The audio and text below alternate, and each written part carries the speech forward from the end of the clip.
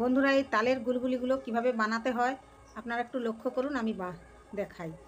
প্রথম থেকে শেষ পর্যন্ত দেখবেন কিভাবে বানাই। বন্ধুরা, আমি তালের পাঁকি বের করে নিয়েছি তাল থেকে। আমি এর সঙ্গে এক বাটি চালের আটা দিলাম, এক বাটি আমের আটা দিলাম, পরিমাণ মতো লবণ, এক চামচ মতো কালো জিরে দিয়ে দেবো। আমার নারকেলটা আমি ছোট ছোট করে কুচিয়ে নেব, কুচিয়ে দেখাচ্ছি।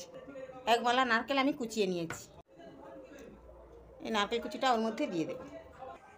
চিনিকে গুঁড়ো করে রেখেছিলাম, চিনিটার মধ্যে দিয়ে দেবো। এটা হাত দিয়ে ভালো করে মেখে নেব। আমার মাখানো হয়ে গেছে।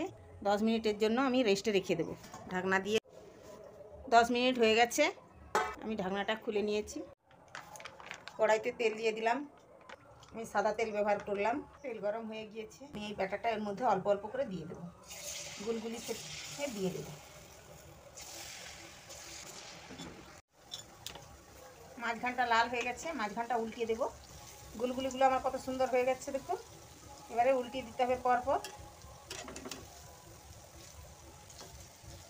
পরপর এক ধার থেকে উল্টিয়ে দেব।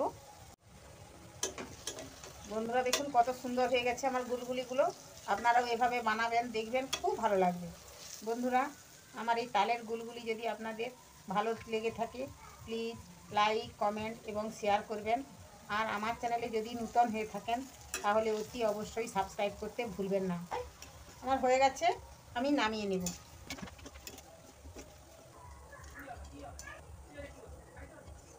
দেখুন কত সুন্দর হয়েছে।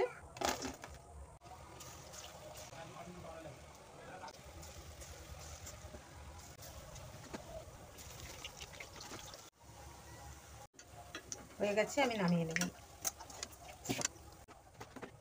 দেখুন বন্ধুরা, আমার সবগুলো হয়ে গেছে, আমি নামিয়ে নিয়েছি। আমার সব তালের গুলগুলিগুলো হয়ে গেছে।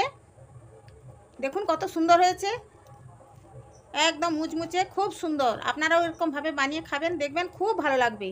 আজকে রাখছি, আবার পরের ভিডিওয়ে দেখা হবে। ধন্যবাদ।